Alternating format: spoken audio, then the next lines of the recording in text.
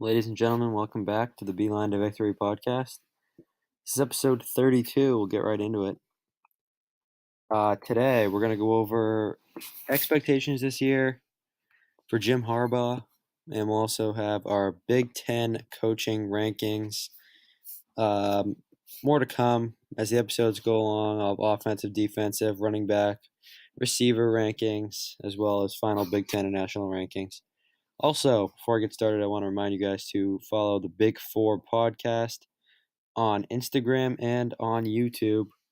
The podcast, me and three other people that are fans of different Big Ten teams, basically just go at each other for about a half an hour. We'll have a podcast tonight, releasing around 10:15, 10:30, so make sure to stay tuned for that. So we'll start with our coach, Jim Harbaugh. His first few years here, I've really not been impressed. I'm not gonna lie. He has not met expectations. They weren't supposed to be very good a few years ago. And they did go to a pretty good bowl and beat Florida. Then 2 years ago, they had a pretty good season, but folded down the stretch, losing to Iowa on that last second field goal, obviously, and then to Ohio State on the play. I mean, it shouldn't have been, but shouldn't have even been there. Wilton Speight fumbled on the 1-yard line. It is what it is, but Harbaugh cannot win big games. This year for him, if he does not win at least 2 of the games against Notre Dame, Michigan State, and Ohio State, I believe he has to go. Also, if they do not win at the very least 9 games, he has to go. The bottom line is he has not proven that he can win big games. He's been an average coach so far. He's beaten all the mediocre to bad teams. But in order to stay the coach of this team, you got to be able to win big games. It's the winningest college football program of all time. I started watching that series on Amazon with this team. I really wasn't a big fan of them having an 8-5 team on there. I think they should have to prove they're good enough to be on there. They're the winningest, and they stress it in there. They're the winningest college football program ever. They try to blow last season off as a rebuilding year, but no, there were a lot of missed opportunities. They had a lot of talent, and they should have been a lot better. And this year, there are no excuses. For me, it's 10 wins to 11 wins or bust. You got to get there. You got to be at the elite level that this team is used to being at. This is one of the greatest programs of all time. You cannot let this slip through the cracks with the great talent you have right now. They got to make some adjustments. Absolutely have to. Another thing is when they fill up the stadium for these big games. Everybody talks about how everybody's chasing them for the most wins of all time. And then they go out there and lay eggs against good teams. It just can't happen. The culture needs to change, and that starts with the coach. Injuries, that's an excuse. Bad calls, that's an excuse. Fluke plays, that's an excuse. It can't happen. They got to start winning big games. Bottom line. All right. So the coach rankings for me, I will start at the bottom here with Lovie Smith at Illinois. Just not a good coach at all. Terrible. Absolutely awful. Illinois is terrible. They're definitely the basement of the Big Ten, along with Rutgers. But Illinois is just no. I mean, they just haven't been good. Rutgers, same thing. Chris Ash is actually a decent coach, though, but not good enough to have led them anywhere. This 12-13 spot may be subject to change. Tom Allen, he's awful. He's not a good coach. Indiana's not really a good football program. They're in there. They're in the Big Ten for the basketball. But Tom Allen has not done a good job at Indiana. They're losing a lot of people this year. You're going to rely on redshirt sophomore Peyton Ramsey. They lose Simi Cobbs. I mean, it's going to be tough for Indiana this year. They may finish behind Rutgers and maybe Illinois. Illinois is tough, but Indiana's not going to be good. PJ Fleck,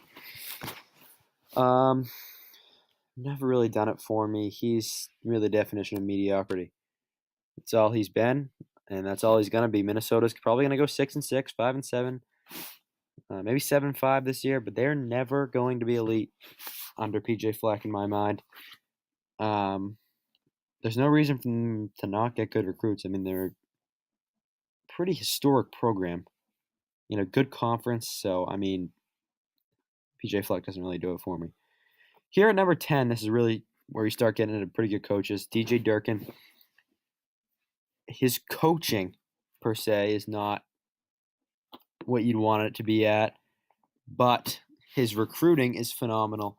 Somehow, Maryland always manages to get a top 25 recruiting class, but never, ever, ever even sniff the top 25. That's why DJ Durkin is this high. I know he's underperformed, but he does recruit very, very well. I'll give him that. Jeff Brom has actually led Purdue. He's a pretty good coach. He's led a Purdue team that's really never been anything good. He led them to a bowl game last year and winning a bowl game last year. I mean, they have a brutal schedule this year, but I'd be interested to see how they compete with some of the better teams. They have a tough out-of-conference schedule. They play Boston College, and they play another team too. I can't remember who it was. But, I mean, he's not bad. Purdue's not bad. They're definitely not a pushover team as they used to be. Then you got Pat Fitzgerald, pretty good coach at Northwestern.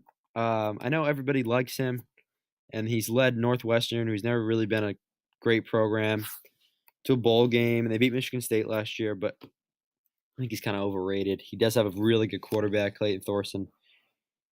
So, I mean, he doesn't really do it for me, but I will give him credit. Doesn't have the best recruits and led his team to a bowl game last year. And the only reason he's above Jeff Brom is because Northwestern was better than Purdue last year. Here's where we get into the very good coaches. Number 7, Kirk Ferentz.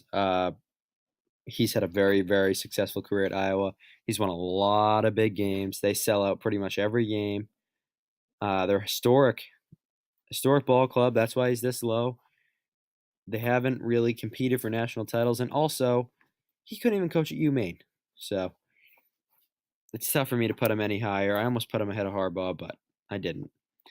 And here's our coach, Jim Harbaugh. I already talked about him not being able to win big games. Great recruiter, and obviously has the experience as being a quarterback at Michigan. But until he starts winning big games, he's going to stay right here at number 6. James Franklin is very overrated coach, but does do a good job of recruiting, and he wins big games. I'll give him credit. His teams seem to fold down the stretch sometimes, but he wins big games, and there's nothing more to it, really.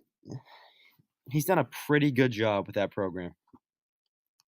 This one was interesting for me. Scott Frost, just coming over from UCF, really hasn't. They didn't have very many recruits at UCF, and they brought him to an undefeated season. And in the top 10 of the national poll, they beat Auburn, obviously in the Peach Bowl.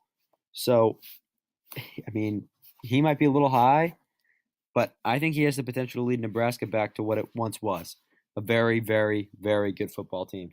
Maybe not this year. He'll have the bad recruits from before, but I don't know. I see a lot in him.